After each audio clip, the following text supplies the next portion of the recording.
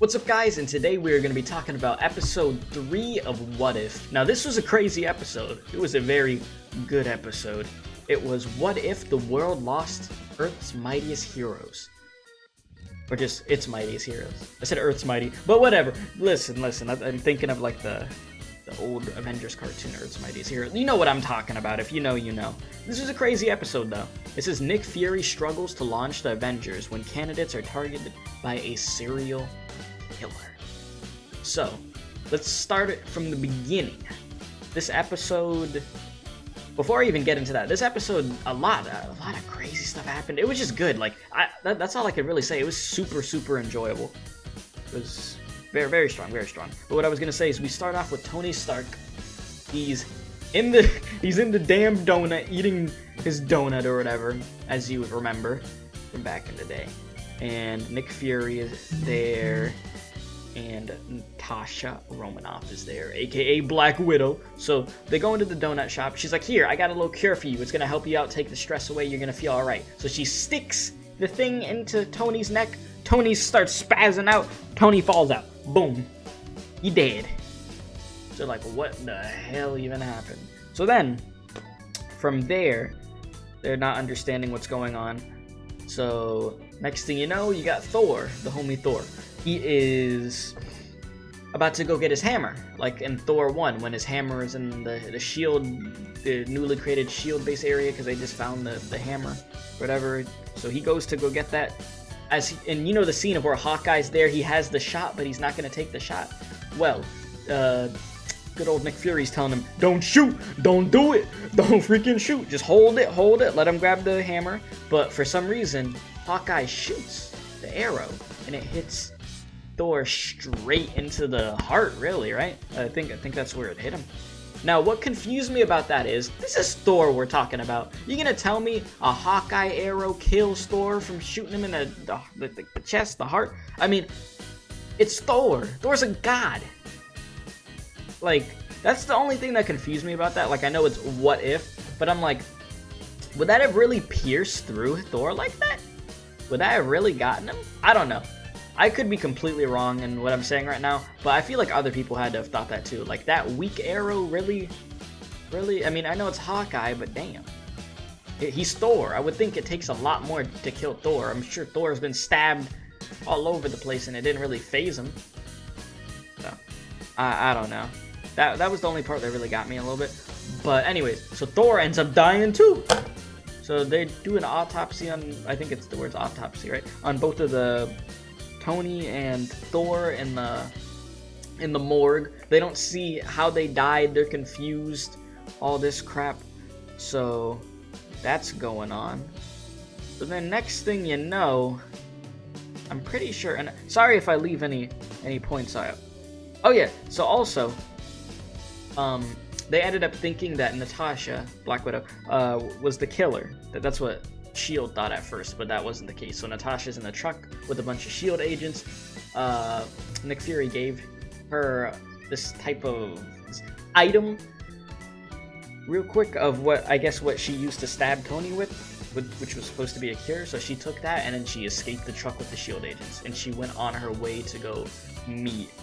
What's her name? Was her name Monica or something? I forgot her name, but from the Hulk movie, the girl that was in love with Bruce. So she went over there. So that's what she was doing. Meanwhile, good old Nick Fury. I was about to say Tony Stark for a second. I was going to say Tony Stark. Good old Nick Fury had to deal with Loki. Because Loki's over here acting like he's all mad about Thor dying. He's like, oh, who killed my brother? I want vengeance, yada, yada, yada. I'm going to kill whoever did this. Other than Nick Fury's like, we should work together. Because I don't know who killed him either. He's like, so then Loki's like, yeah, you're going to have to give me until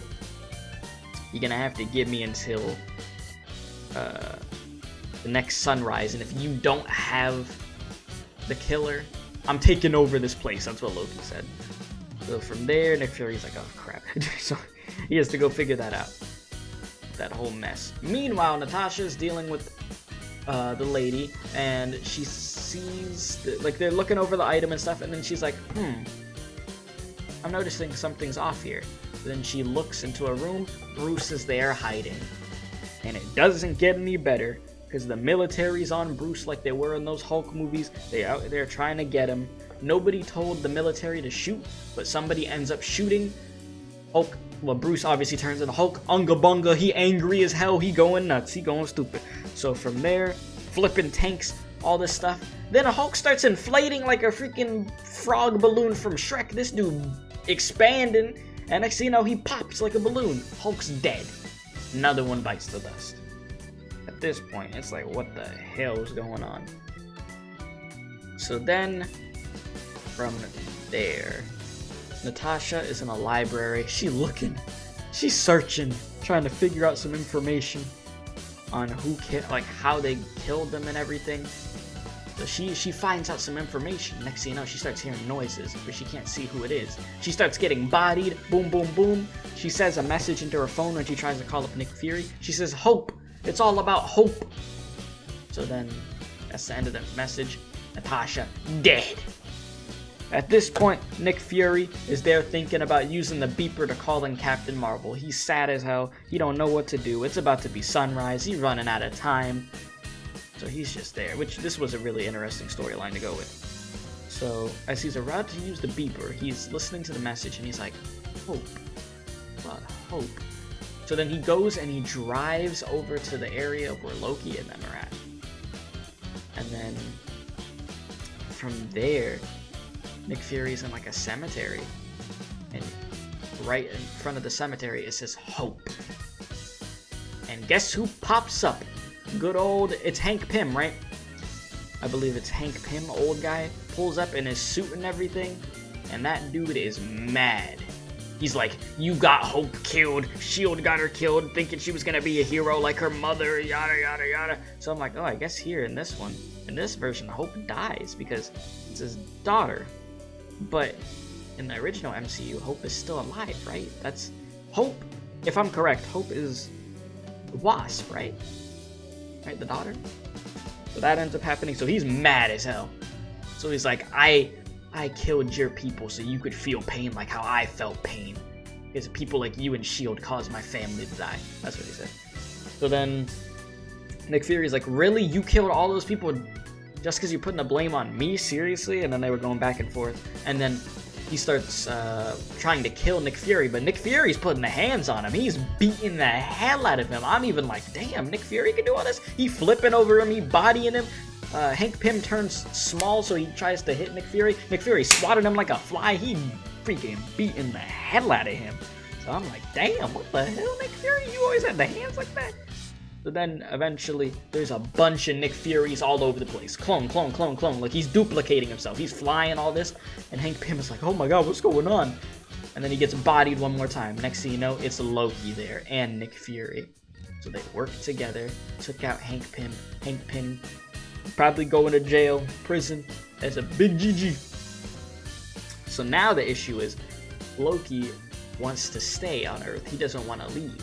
Nick Fury's like, oh boy. So then Loki's over there. I'm pretty sure he's brainwashing people with the Tesseract to get them to all agree to work together with them. So he's like, thank you for all working together here with me, and yada yada yada. So Nick Fury's like, oh crap, we're gonna need a team. So now he finds Captain America in the ice. It says, welcome home, Steve, or something. And then next thing you know, welcome home, Captain. And then right behind him, boom, Captain Marvel pulls up, does this. And then there you have it. So Captain Marvel and Captain America out there. Oh yeah, they'd beat Loki's army probably. They get a few more people in there. I mean, Captain Marvel's juiced. So yeah, no, they absolutely would beat Loki's army. They'd get the hell beat out of them. And then what was interesting in the episode is that the Watcher, you'd see at certain points, the Watcher was like in the background, just there, just looking like, like, yeah, I can get involved if I can't get involved. He's like, I'm just gonna sit here, can't get involved, but you know, you keep doing your thing.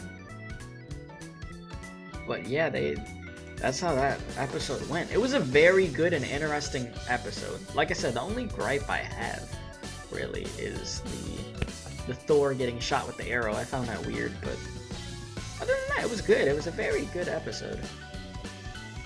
Makes you think how crazy things would have been if they would have just had. I mean, I see why they didn't do it in live action, because people would have been pissed. And then it would have just been every movie Captain Marvel and Captain America bodying everybody. You know, Captain Marvel was on another level of juice. So fighting somebody like Loki would have been too easy for Captain Marvel. Way too damn easy. And what made the original Avengers movie so good is they did not get along. What made it even more difficult was, like, they were all strong in their own right, but together was the only way they were going to beat Loki. So it was a constant struggle of them getting at each other's throats and then finally coming together at the end to be able to take them out. So when that wasn't there, it's a very interesting take on things. But yeah, 9 out of 10 episode. Very good. Very good episode. I enjoyed it quite a bit. We still have Gamora as the Mad Titan. We still have Marvel Zombies. We still have Ultron 1, right? And we still have Spider-Man as Sorcerer Supreme, like Doctor Strange. Got the cloak and everything. So we still got quite a bit of good episodes, but I've enjoyed What If very much so far. Very fun and creative series, and I know we're going to see more, and we maybe even see some live-action MCU stuff pretty soon. So if you enjoyed my review of this episode, good old 9 out of 10, be sure to hit the like button, subscribe if you're new, share this video to anybody you can, check the description box below to see all my social links, Discord server, Twitter, Twitch, all that good stuff, gaming channel. And other than that, thank you for watching, and as always, don't do crack.